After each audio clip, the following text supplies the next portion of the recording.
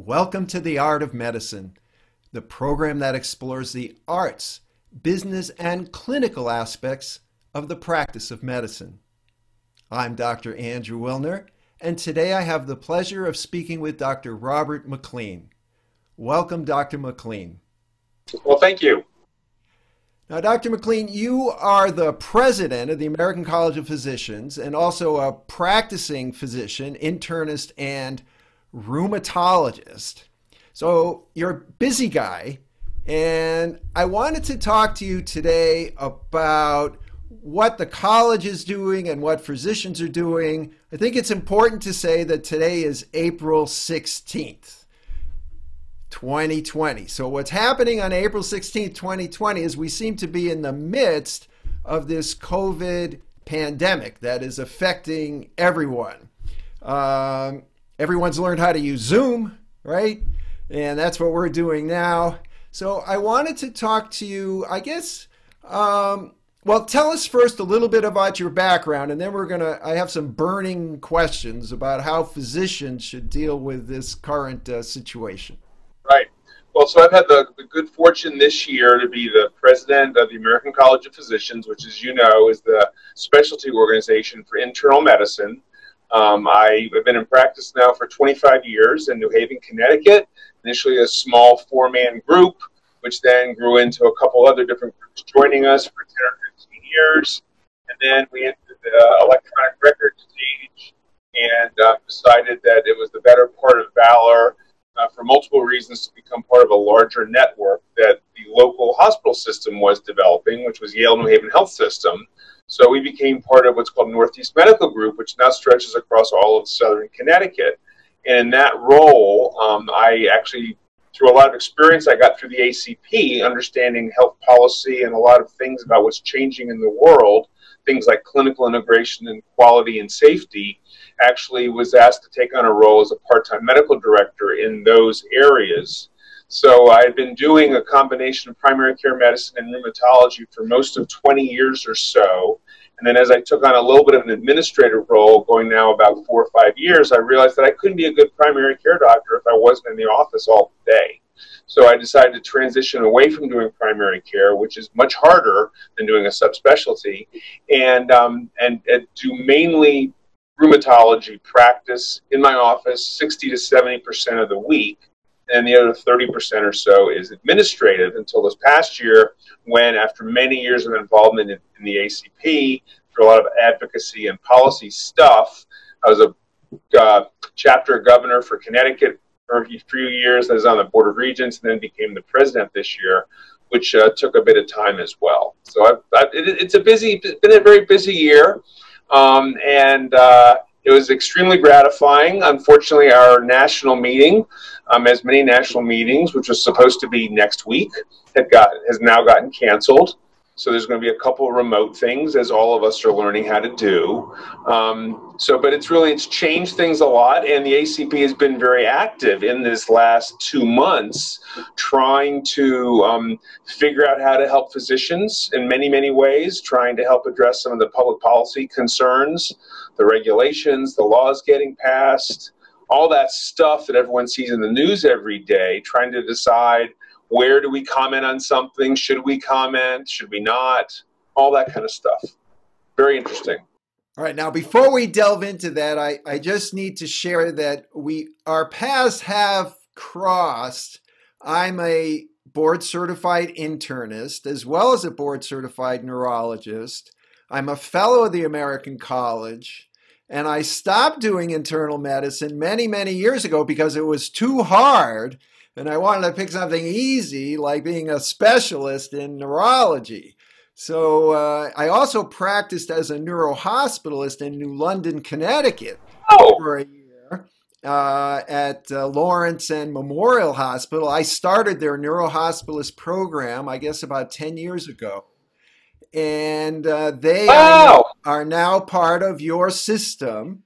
And I worked there. I was part of all those growing pains with McKesson, EMR, and going into, it's very, very interesting.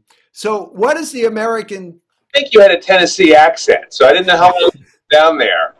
Yes, I am in Memphis now, associate professor of neurology at the University of Tennessee Health Science Center, which I enjoy immensely. But my past experience really helped prepare me, I think, for this position. So I'm a New Englander at heart and from a long time in the past. So tell me, what is the American College doing? Are there any official policies or statements about COVID-19 and how the physicians on the front line are dealing with this? So yes, in the last 2 or 3 weeks, we have made a number of different positions and statements for different reasons. Since it's now Thursday the 16th, I'll tell you that just yesterday we put out a statement that we felt needed to be public, which was that we thought that it was a bad idea for the president to defund the U.S. involvement with the WHO. So that was kind of the most recent from just yesterday. Earlier this week, there was a letter that was sent to, and this was made public with a press statement to leaders in the House, talking about a number of the different items that we think need to be in the next stimulus funding bill around the COVID crisis. We sent a similar letter to CMS just yesterday, outlining a number of things that CMS we think still needs to do more, things like lessening up prior authorization requirements, looking at paying for phone visits on par with telemedicine or video visits. They indicated a week ago that they would in fact pay for phone visits, but those codes actually are paid significantly less. And we know that a lot of physicians are relying on phone visits for contact with a lot of their patients. And some of that is not just because it's easier, it's because the patients just don't have access to broadband or Wi-Fi or whatever, or don't have smartphones that you need to do the video visits. So those were a couple things from a practice pay standpoint. We made a statement back 10 days, 2 weeks ago, a letter to the FDA talking about concerns about drug shortage issues and what kind of strategy is needed for drug mitigation, kind of with a reference to hydroxychloroquine, but not directly calling that out, at least in that setting. But we'll be planning to say something more about the concerns over hydroxychloroquine being used outside of clinical trial settings, as we, I think, see in the news. Those are some of the big ones. I think early on, about 2 weeks ago, we kind of put out a statement agreeing with social distancing as a public health good at this point. We put out a statement indicating that given all the concerns about social distancing and the contagiousness, that we really felt that it needed to be stated so that patients understood and that physicians were encouraged that they really needed to empty out their offices of patients and kind of try to figure out how to help deliver care remotely through either audio only or video visits. But that there are lots of changes that we agreed with from the standpoint of CDC recommendations that we felt that we needed to publicly endorse. And if we wanted to see these statements, I assume we could go to the American College of Physicians website. Yes. And website, acponline.org, has a column on the right called ACP News. And every time that one of these statements or press releases is put out there with links to some of these letters, there's an ongoing list that is, it grows bigger by 1 or 2 items, I would say almost every day. And in addition to that, I should say, so what else has the ACP done? Going back a month, I think we realized that there was really going to be a need for significant education on a lot of stuff around COVID management. So early on, we created on the website, and this is free to members and non-members alike, we're calling it the Physician's Guide to COVID.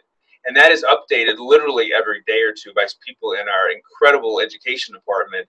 And it has almost like chapters of things and what's been updated on every angle of anything around COVID management that's in there. So I would really encourage people, if they have not, to go there. I was told last week that when you looked at the sites that were kind of like searched for COVID information, that behind the CDC, at least among physicians, I don't know how they measure this, behind the CDC website, the ACP's website on COVID was actually the second most searched. Right. Well, the ACP has a huge number of physicians. How many physicians are members of ACP? 159,000 total members. About, I think, 12 to 15,000 are actually international. And a good number, I don't know, 10, 20 or more are actually medical students, and then internal medicine residents as well. But it's the largest specialty group in the country. The only larger organization by total numbers is the AMA, which is up in the mid 200,000, I think. Well, if it's okay with you, I want to talk about one of the topics that we're not hearing about in all of from the CDC or from ACP, and that's medical ethics.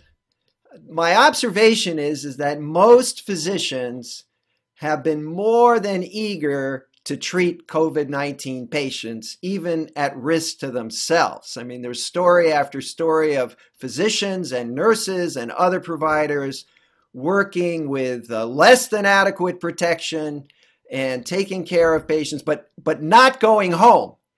And I still go to work when I'm supposed to go to work, and I see patients.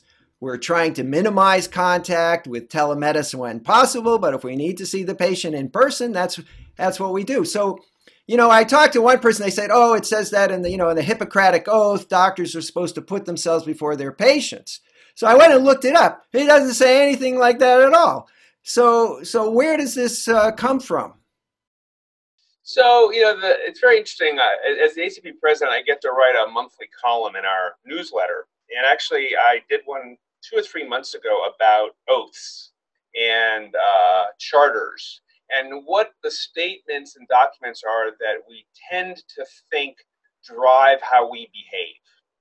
And it's very interesting to go back and actually look in English at what the Hippocratic Oath says and doesn't say. It doesn't say a lot of that stuff that people think.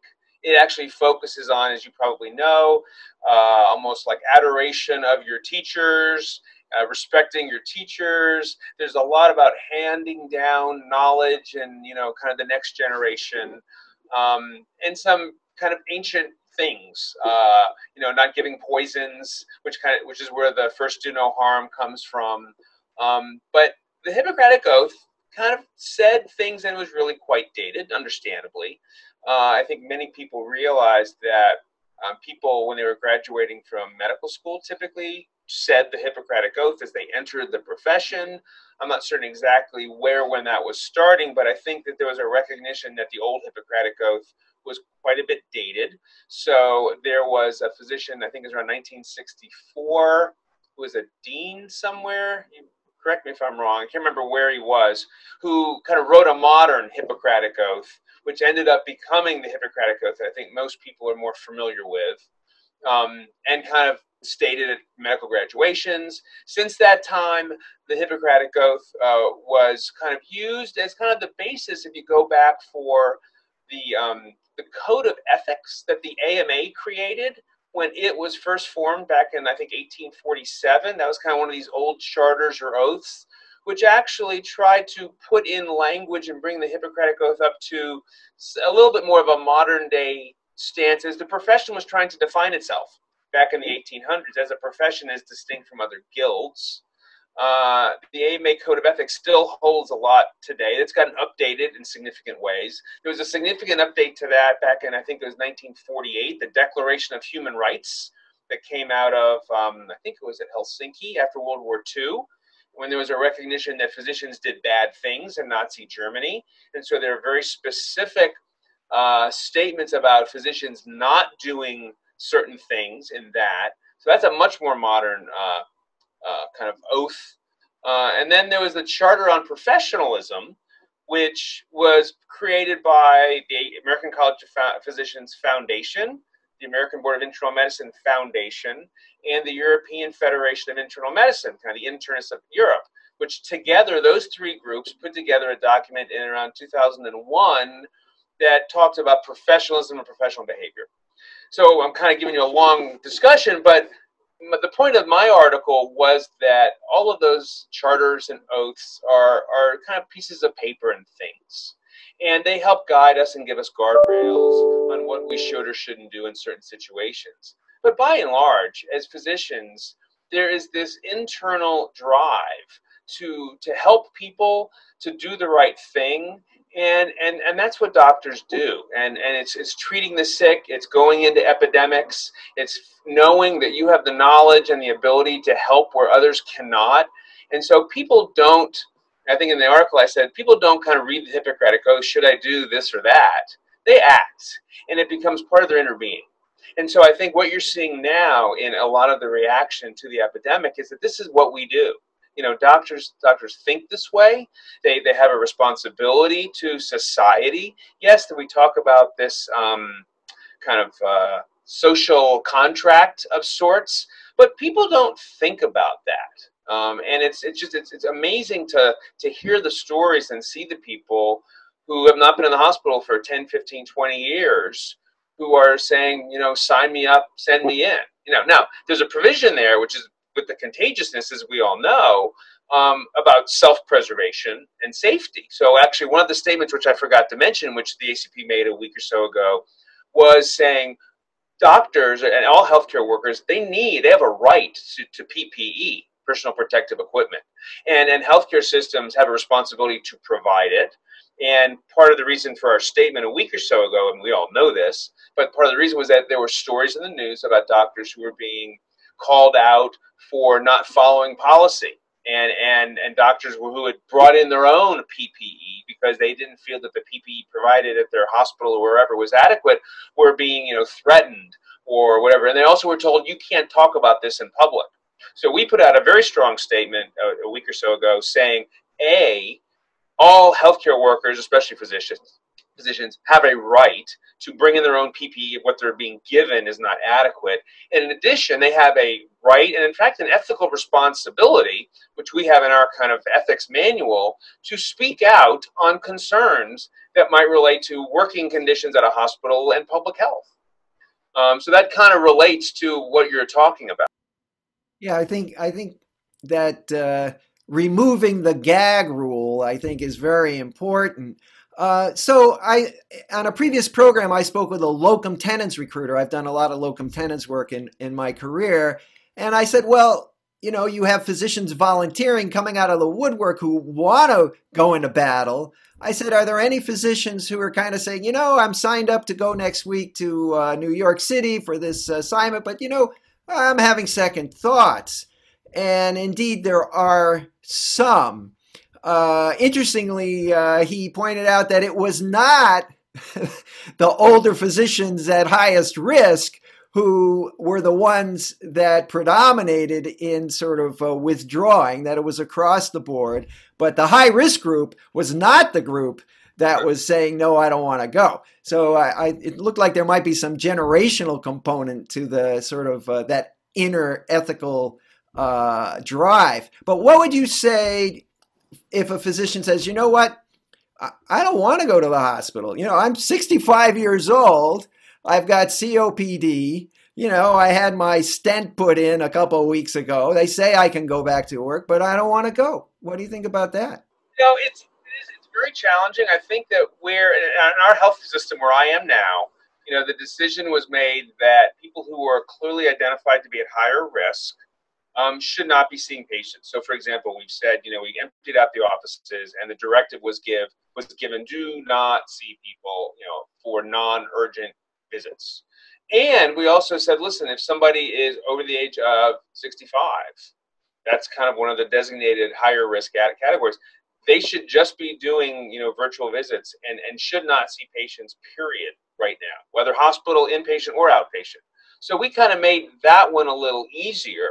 And if they have some sort of immunosuppressive or chronic health condition, we don't want them, the people who are at higher risk, I mean, we don't want anyone to get sick, obviously.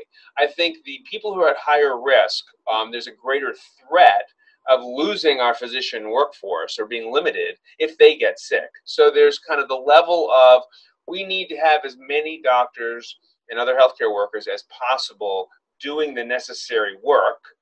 And a lot of that is, in fact, remote access for patients. All of that work is not in person.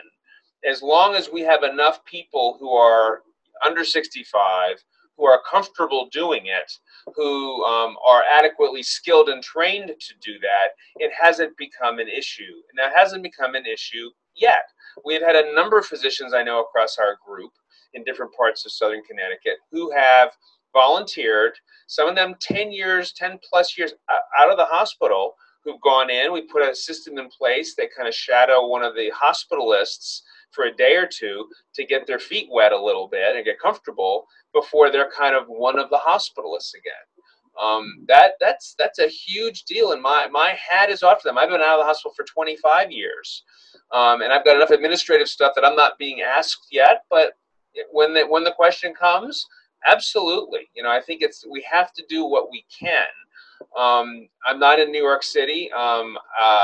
The stories are really astounding of the people, the volunteers, the numbers. They put a call out for retired doctors and recently retired doctors to come back, and it was like, I don't know, 10 or 20,000. It was astounding, doctors volunteering to come back. So I said to somebody yesterday, one of the reasons I think that physicians have had such a high rate of burnout in recent years, and people have talked about this a lot, is because there's a bit of administrative overload, a feeling of lack of appreciation for what physicians do and how they do it.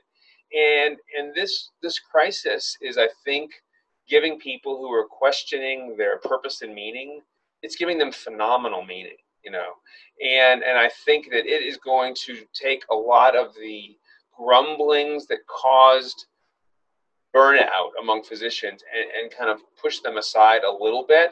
We still have huge, administrative burden problems and whatnot in our dysfunctional system that still needs to be fixed. But I think that people at their core are getting back to what it really means to be a physician, why they're doing it, what really gives them meaning is helping people and getting to a better place. Okay, two questions. First, I'm still on the shy side of 65, but that is going to change imminently. Has the American College come out with a statement that says it is reasonable for physicians who are 65 and older to withdraw from face-to-face clinical care? Because I think that would be an important tool for physicians like myself or other physicians to bring to their employer and say, hey, they're telling us that it's not safe. We shouldn't be doing that. We had not come out with a statement saying that. I think if we started to hear news that was happening, and people, despite the pretty strong recommendation that those are higher risk people and that those doctors were being forced to go into situations where they are potentially at higher risk, then I think that would be something that we would have to talk about. But no, we don't have a policy at this point saying that. All right, so let me jump ahead. Let's assume that this COVID pandemic is actually contained, and a month from now we have a vaccine and it's done. So what about the changes in medicine? We've had fantastic changes where telemedicine now which has been percolating for a long time. And I did telemedicine for stroke years ago. But now everyone is doing it, and the regulations that have prevented its growth, for example, you have to have a state license in every single state, where your patient is. Their telemedicine physicians now have 25 state licenses, which is a huge administrative burden. And then credentialing, state licenses. I can go work in Mississippi tomorrow without a Mississippi license now because of COVID. Do you think any of that is going to carry over and people say, we didn't really need those regulations? I think there's a very good possibility that a lot of those regulations will be looked at again.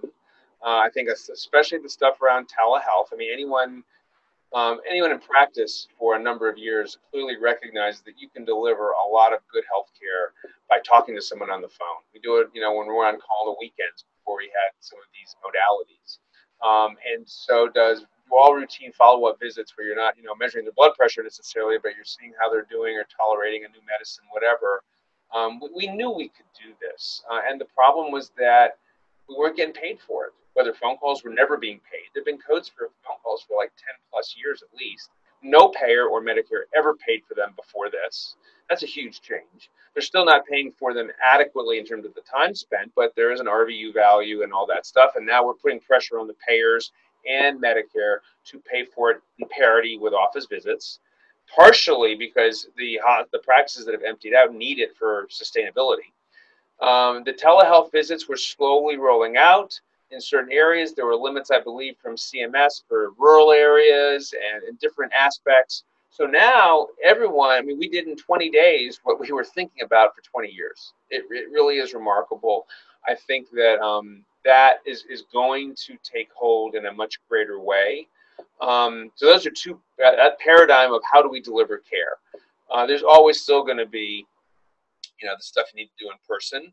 I think when you look at all the things that have been put on hold, I think you kind of realize, God, how many things that we do are really elective? Like, how necessary are they? When we think about, saving lives, you kind of cut down to what do you really need to do and what don't you? And there's a lot of elective stuff that's pretty elective in our healthcare system. It's just kind of part of the fat, really. Granted, a lot of the things ultimately do need to get done. I mean, a lot of the preventive healthcare, those things need to get done. I'm not kind of minimizing those, but there's a lot of things that I think people will say, gosh, we did fine without, procedure X for 3 months. Should we really be doing so many of those on, so many people? So where the money's flowing and why, I think will get questioned a little bit. I think the connection of health insurance to employability is going to be a huge one. We've been stuck in a system that got created after World War II, where health insurance became a benefit to employment. And now I just saw, I think on the news this morning, in the last 3 weeks, you've had 22 million people filing for unemployment. So those people are going to be uninsured. And sure, you could say, hey, you could buy Cobra, but you got to have income to buy Cobra. And, hopefully you can get into the ACA, exchange. That costs money. Or maybe you'll qualify for Medicaid. So I think the whole financing of where does health insurance come from? Where should it come from? What role does our government play in delivering health care? What role does our government play in having a public health infrastructure? There's some major paradigms that I think are going to be questioned and will be changing going forward after this. Well, I'm glad I have an in now with the president of ACP because only 10 more days. Because I'm a big fan of these kind of improvements in our system. I want to touch on one other kind of delicate issue. Physicians are rushing to the front lines, risking their lives to help save patients. And then they're getting an email that says, oh, by the way, we're cutting your salary 10%, 20%. Mayo Clinic, I just saw the email, cutting everyone's salary across the board 10% until January. I worked at the Mayo Clinic a few years ago. It's a wonderful institution. They pay their doctors well. They treat everyone well. Obviously, there's less money, all these elective things, and they have a lot of foreign people that come with cash, not coming, can't fly. So there's less money. I understand that. But how can you, on the one hand, pat everybody on the back and say, yeah, go rush into battle. And by the way, we're going to pay you less at the same time. That just doesn't seem right. I completely agree. I think that how these healthcare systems, in many cases, which employ doctors now, where they're spending money, where their salaries are going, how much administration they have, and how much they're getting paid has always been a concern, at least in some circles. At this point, there's always been so many regulations and things, and it's so hard to get the payers to pay because everyone's always denying and fighting bills. So there are these huge infrastructures that relate to the inefficiencies of our whole payment system. And, if you look at people who kind of look at those big numbers, it's estimated that 15, 20% of our healthcare dollar, goes toward administration or waste or excess or whatever. 20% is a lot of money. And so I think at this point, you got to realize it's got to go to the people who are doing the work. And I think there's going to be a greater recognition that healthcare workers are doing the work. how that's going to, fall out is really challenging. I think that at the same time as, if you look at the Mayo story, cutting physician incomes or everyone by, 20%, clearly that kind of sounds draconian. When the economy is kind of going into free fall or might, I mean, 80% of an okay salary for most physicians is still something you can live on. Quite frankly, I'm not defending it, but I think when the economy is going south, everyone is probably going to feel it in some way, and that's unavoidable. But boy, it's going to be hard to see what goes on in the next 6 months for certain. Dr. McLean, it has been a pleasure to speak with you today. I want to thank you for spending the time with us. I'll mention we are doing a YouTube Zoom interview. This is also available on podcast. If you're driving in your car or exercising and can't sit down and watch it, this same program is also available on podcast players. So usually I end by saying, well, how can people get in touch with you? I think that's pretty straightforward, right? Just the ACP website, and I'll put that up. And you mentioned only 10 more days. What happens then? Well, so our term runs from one annual meeting to the next. So as I mentioned, our annual meeting, which was supposed to have been in Los Angeles, we made the decision to cancel it probably now a good 6 weeks ago. I think we had to. All the big medical meetings have gotten canceled. So we're going to do a couple of remote things, and I will hand over my presidential title to the next president, who's a woman from Georgia by the name of Jacqueline Fincher. So she'll have the role to be the kind of spokesman for the ACP for a year hence. So I have a couple still responsibilities with the college for the next year or so, but I'll kind of fall off the cliff in certain ways. Well, I have a feeling you'll still keep your hand in it to advance the agendas that we've discussed. Absolutely. I've gotten involved with advocacy through the ACP going back to the late 1990s, locally in Connecticut, and then it just grew into a national level in terms of their health and public policy committee and a whole bunch of things. And I probably earned the equivalent of an MPH twice over with all of the different policy papers that I kind of participated in.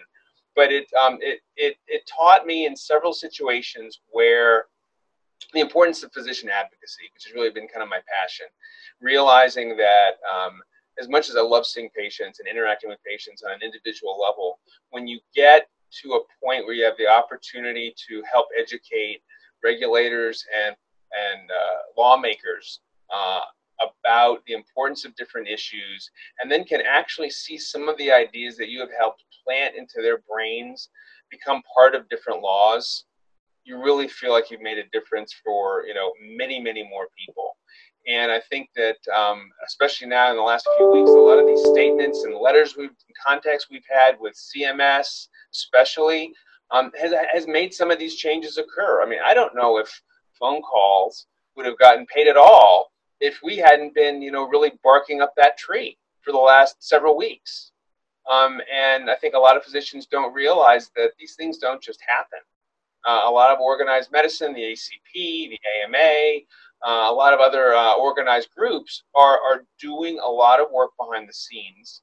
And they need physician members to be sustainable to do this work. But most of that work is kind of invisible to a lot of docs. And I think I would like to see them recognize it more, because it just doesn't just happen.